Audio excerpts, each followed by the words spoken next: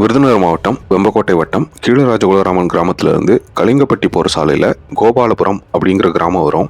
அங்கேருந்து மொரம்பு போகிற சாலையில் கிழவிகுளம் அப்படிங்கிற ஊருக்கு நுழையிற இடத்துல இடது பக்கமாக போனால் முத்தாநதி அப்படிங்கிற கிராமம் வரும்.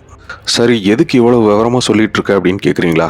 இப்போ நம்ம போகிற இடத்துக்கு கூகுள் மேப் லொக்கேஷன் காட்டலை, அதனால் பாதையை விளக்கமாக சொல்லி போகிற வழியையும் முழுசாக காணொலியில் காட்டணும்னு நினச்சேன். இந்த காணொலி ஆரம்பிக்கிற இடம் தான் கிழவி குளத்திலிருந்து முத்தாநதி வர்ற பிரிவு. அந்த இடத்துல இருந்து நம்ம கல்வெட்டு இருக்கிற இடம் வரைக்கும் இருக்கிற பாதையை முழுமையாக பதிவு செஞ்சுருக்கேன். ஒருவேளை இந்த வீடியோவை பார்த்து நீங்கள் இங்கே வந்தீங்க அப்படின்னா இந்த காணொலியை பயன்படுத்திக்கோங்க. எனக்கு போகிற வழியெல்லாம் வேணாம், நேரடியாக விஷயத்துக்கு வா அப்படின்னு சொல்கிறவங்க வீடியோவோட 4வது நிமிடம் 8வது நொடிக்கு போயிருங்க. பின்னாடியே வந்து ஜாயின் பண்ணிக்கிறேன். மற்றவங்க என் கூடவே வாங்க, பேசிட்டே போகலாம்.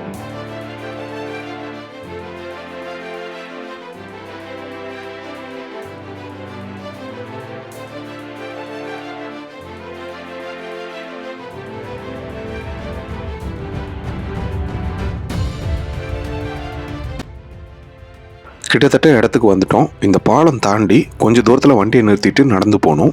விருதுநகர் மாவட்டம் அப்படின்னு சொன்ன உடனே டக்குன்னு மனசில் வெயில் தான் ஞாபகம் வரும். ஆனால் ஒரு மழை காலத்தில் டிப்பிக்கலான ஒரு விருதுநகர் மாவட்டத்து கிராமம் எப்படி இருக்கும் அப்படிங்கிறத காட்சிப்படுத்தியிருக்கேன்.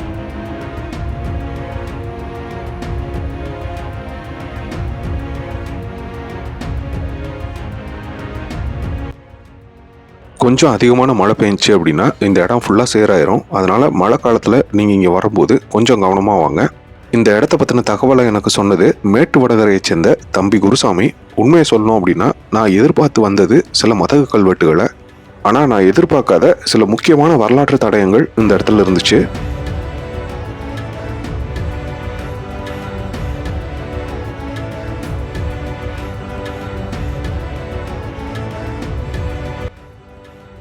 அவ்வளோதாங்க. இந்த இடத்துல வண்டியை நிப்பாட்டிட்டு நடந்து தான் போகணும். அதுவும் முன்னாடி போகிற தம்பியை தான் வழிகாட்ட போகிறாங்க. அவங்க வேண்டான்னு சொன்னதுனால காணொலியில் அவங்களோட முகத்தை காட்டலை. முன்னாடி போகிற 2 பேரில் ஒருத்தர் நான் ஏற்கனவே குறிப்பிட்ட தம்பி குருசாமி, இன்னொருத்தர் அதே மேட்டு வடகரையை சேர்ந்த தம்பி நவீன்குமார். 2 பேருமே பொறுமையாக முகசொலிக்காமல் நான் கேட்ட எல்லா உதவிகளையும் அன்போடு செஞ்சு கொடுத்தாங்க. அதுக்கு என்னோட நன்றியை இந்த இடத்துல பதிவு செஞ்சுக்கிறேன்.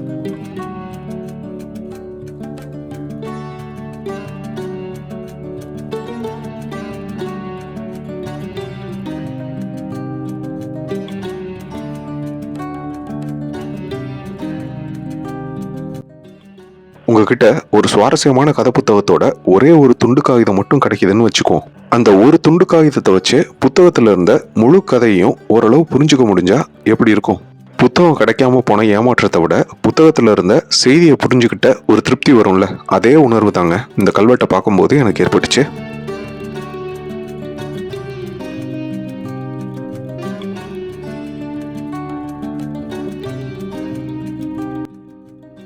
இப்போ நாம் நடந்து போயிட்டு இருக்கிறது தேவியாறு அப்படிங்கிற ஆற்றுக்கு குறுக்க கட்டப்பட்டிருக்கிற தடுப்பணையோட சுவர். இதோட நீளம் 100 மீட்டருக்கு மேலே இருக்கும்னு நினைக்கிறேன். கற்களை வச்சு கட்டியிருக்காங்க. இத்தனை கற்களில் ஒரே ஒரு கல்லில் மட்டும் ஒரு சின்ன கல்வெட்டு இருக்கு. எங்கேயோ இருந்த உடஞ்ச கோயில்ல இருந்து கொண்டு வந்து இங்கே பதிச்சிருப்பாங்கன்னு நினைக்கிறேன். இதில் சுவாரஸ்யம் என்ன அப்படின்னா, இத்தனை கற்களில் அந்த ஒரே ஒரு இடத்துல மட்டும் கல்வெட்டு இருந்ததை சரியாக கவனித்து எனக்கு தகவல் சொன்னது தான். இது தடுப்பணையோட மதகு பகுதி, முத்தாநதி மதகு அப்படின்னு குறிப்பிடுறாங்க. இதை திறந்தா இங்கிருந்து போற தண்ணி வடகர கம்மாய்க்கு போகும் அப்படிங்கிறதையும் குறிப்பிட்டாங்க. இதுல கவனமா ஏறி போனா நமக்கு முன்னாடி போய் 4வது நிமிடம் 8வது நொடியில நமக்காக காத்துட்டு இருக்கிற நம்மளோட நண்பர்கள் கூட இணைஞ்சுக்கலாம்.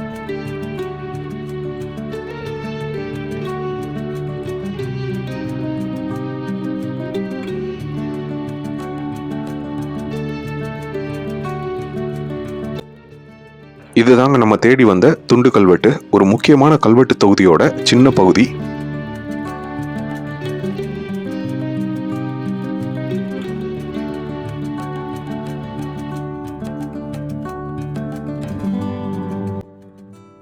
கடந்த 2024ஆம் வருடம் நவம்பர் மாதம் வாழவந்தாள்புரம் சிவன் கோயிலை பற்றி ஒரு காணொலி பதிவு பண்ணியிருந்தோம். அதில் ஒரு சின்ன கேள்வியும் எழுப்பியிருந்தோம். அந்த காணொலியை இன்னும் பார்க்கல அப்படின்னா டிஸ்கிரிப்ஷனில் லிங்க் கொடுக்குறேன். ஒரு தடவை பார்த்துட்டு வந்துருங்க. இந்த இடத்தோட சிறப்பு இன்னும் உங்களுக்கு தெளிவாக புரியும்.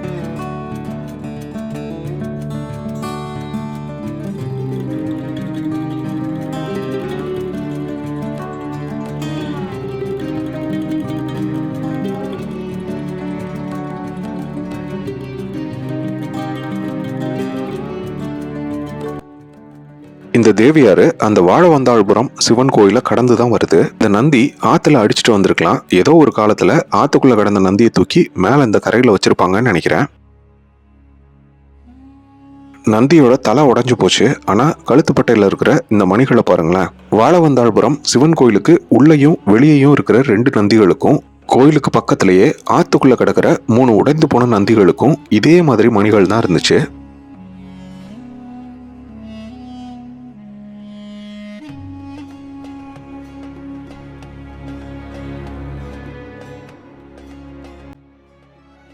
தடுப்பண சோத்துல செவனேன்னு உட்காந்துருக்கிற நந்தி மேல தன்னோட காதல் முத்திரையை பதிச்சிருக்காரு தம்பி பிகே.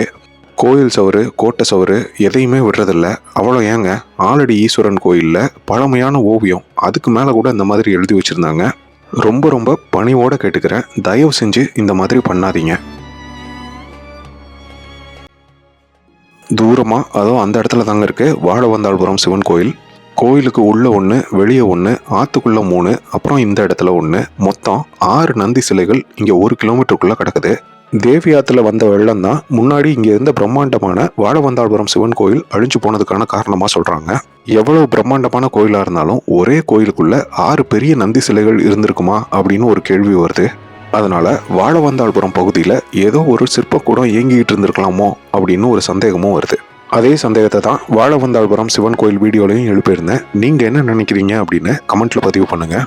இருங்க வீடியோ இன்னும் முடியல, அந்த கல்வெட்டை படிச்சுட்டு போயிடலாம்.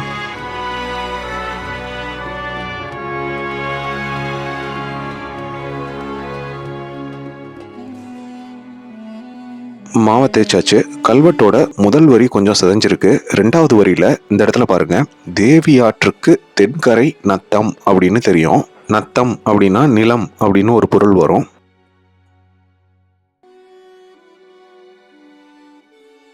இதை தொடர்ந்து இருக்கிறது இதோட தொடர்ச்சியான வரி கிடையாது. இந்த துண்டு கல்வெட்டுல 3வது வரி, அதுல நல்லூருக்கு பாய்கிற அப்படின்னு வருது. பக்கத்துல நல்லூர் அப்படின்னு முடிகிற பேர் இருக்கிற ஏதோ ஒரு ஊர் இருந்திருக்குன்னு புரிஞ்சுக்கலாம். தொடர்ந்து கல்வெட்டோட 4வது வரியில கோயில்களும் இறையிலி அப்படின்னு தெரியுது. இறையிலி அப்படின்னா கோயிலுக்கு வரிகள் நீக்கி தானமா கொடுத்த நிலம் அப்படின்னு ஒரு பொருள் வருது.